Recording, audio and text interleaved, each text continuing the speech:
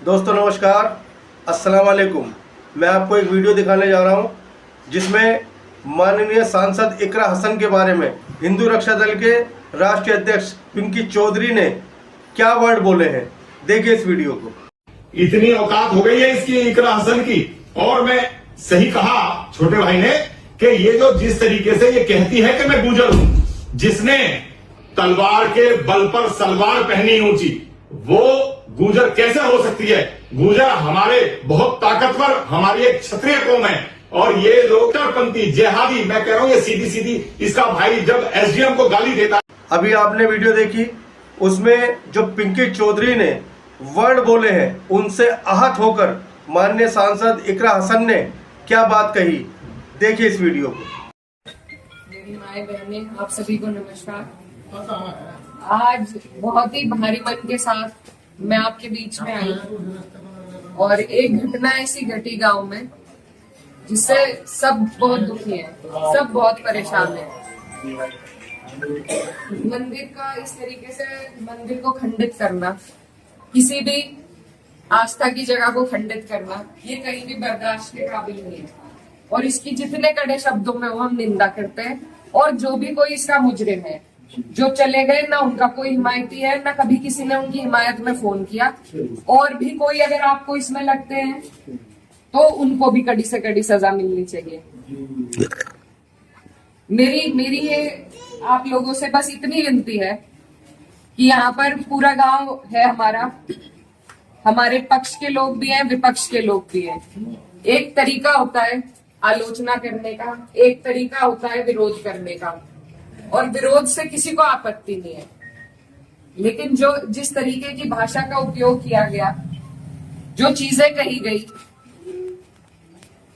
धर्म के ऊपर, बिरादरी के ऊपर, महिलाओं के चरित्र के ऊपर,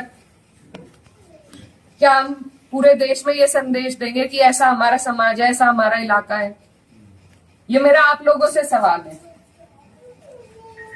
मैं जब चुनाव जीती थी तो मैं इतनी खुश थी, इसलिए नहीं कि मैं जीती, इसलिए कि मुझे सर्व समाज ने, सर्व धर्म ने, सर्व जाति के लोगों ने मुझे अपना वोट दिया था। मेरे लिए उससे बड़ी उपलब्धि जीत की नहीं थी।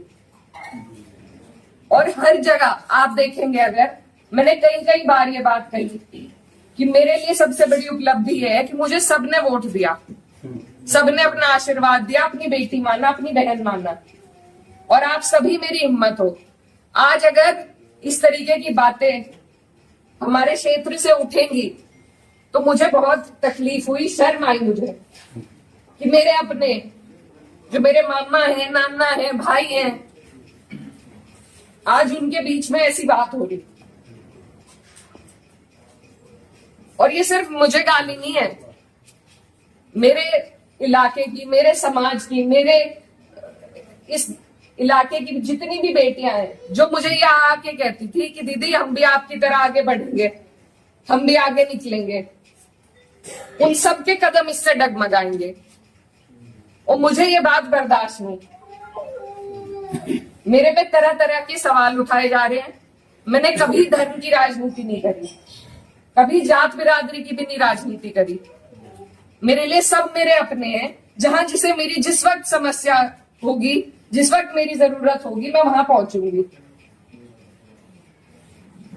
मेरा परिवार बहुत सालों से, लंबे अरसे से राजनीति में है, आप लोगों के आशीर्वाद से।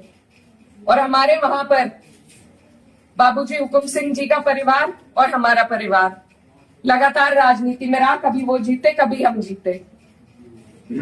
लेकिन मैं आज उन्हें नमन करते हुए आपको ये बताना चाहती हूँ, कभी ऐसा नहीं हुआ कि किसी ने किसी पर व्यक्तिगत टिप्पणी करी हो, किसी ने किसी को इस तरीके की ओछी बातें कही हो। तो वो एक राजनीति का स्तर था। और आज जो राजनीति का स्तर हम लेके आ रहे हैं, मेरे काम हो सकता है लोगों को पसंद ना हो, बिल्कुल 5 साल बाद मुझे आपके बीच में आना है। मैं किसी आपकी कसौटी पे खरी नहीं उतरी, मैं वोट मांगने की भी हकदार हूं और आपको देना भी नहीं चाहिए।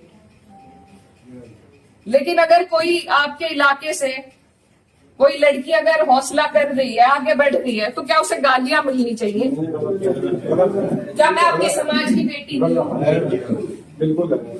ऐसी ऐसी बातें रोज देख देख कर कि इन्होंने तो धर्म बदल लिया था,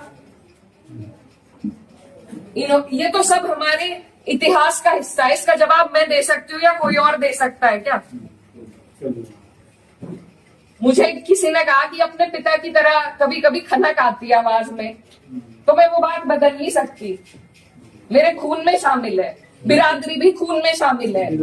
निकाल लो, आप निकाल लो मेरा खून।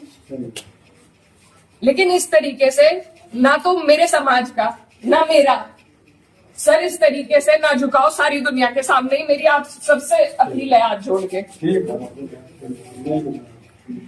मैंने कभी नहीं कहा, कभी नहीं करी मैंने धर्म की राजनीति, ना मैं करूंगी। बहुत आसान है अगर मैं सिर्फ मुसलमानों की बात करूं, बहुत आसान है, मुझे कहीं भी नहीं जाना। हिंदू मुस्लिम सब करने बहुत आसान है, लेकिन मैं करना नहीं चाहती। आप सब मेरे अपने हो और मैं करूंगी भी नहीं। कोई कितना ही धकियाए, ये मेरी कसौटी है। और पूरे 4-5 साल जो भी मेरा टाइम बचा उस पर मैं खरी उतरूंगी। मैं कभी भी इन लोगों से दब के उस रास्ते पे नहीं चलूंगी जहां ये मुझे चलाना चाह रहे हैं। मेरे इलाके ने जो सबका, हम सबका सर ऊंचा करा, दिल्ली की मीडिया तक ने इस पर रिपोर्ट बनाई कि वहां से ऐसा उदाहरण पेश हुआ है कैराना से। ये उस उदाहरण को तोड़ने की और सिर्फ अपने लालच की, सिर्फ अपने लालच की राजनीति में जो लोग इस तरीके से समाज को तोड़ रहे हैं, तो वो पहले मेरे पत्थर मारे, मुझे गाली दे, मैं सबसे आगे रहूंगी, लेकिन मैं इस काम से हटूंगी नहीं। आप सब मेरे अपने हो, मैं किसी को नहीं छोड़ूंगी। और ये जो लोग हैं, जो बात अभी मामा जी ने कही कि ये जो लोग हैं जिनको आजकल महापुरुष की उपाधि दी जा रही है, महापुरुष अगर कोई है तो बाबू हुकुम सिंह जैसे लोग हैं। ये नहीं है जो समाज को तोड़ रहे हैं, जो हिंदू मुस्लिम का विवाद पैदा कर रहे हैं। हमारा ये गांव, आसपास का जो इलाका है, सबसे पहले अपना पड़ोस होता है, बाकी चीजें बाद में होती है। और जब पड़ोस में ही इस तरह की नफरत भर दी जाएगी, बो दी जाएगी, तो बताइए हम कहाँ जाएंगे। आज मैं इस गांव में आई, मेरे पे ये भी इल्जाम लगाए गए कि 10 दिन से आई नहीं। पुलिस का हाल देखो यहाँ पर, रात से प्रशासन का मेरे पे फोन है, आप क्यों जा रही हो वहां? क्यों ना जाऊं मैं? मेरा इलाका नहीं है ये, कौन रोक देगा मुझे? लेकिन हम इसलिए नहीं आए क्योंकि खोजपुरा में 13वीं थी, उस वजह से, उस सम्मान में हम राजनीति की बात करने आपके बीच में नहीं आए। लेकिन हर बात के विवाद बढ़ाना, इल्जाम लगाना, आज आपके बीच में आके धरातल के जो हालात है वो भी सामने आए। आप लोगों ने कई बातें बताई, कमेटी को लेकर बात बताई, वो सब भी जांच का विषय है। लेकिन फिलहाल जिस पे उंगली उठाई कि इस बच्चे ने ये करा, क्या वो बच्चा जेल नहीं गया? उसके गार्जियन भी गए। अगर मैंने हिमायत करी, आप मेरे 10 जूते उठा के मारो। उसी दिन वो लोग जेल गए, उनके गार्जियन जेल गए। और अगर और भी कोई होता, कोई भी हो, मुस्लिम हो, मेरे परिवार का हो, मेरा सगा हो, कोई ऐसी हरकत करेगा तो उसे सजा मिलनी चाहिए, और कड़ी से कड़ी सजा मिलनी चाहिए। ये प्रशासन आपके बीच में है, आप इनसे पूछ सकते हो। अगर मैंने हिमायत में किसी से भी फोन करा हो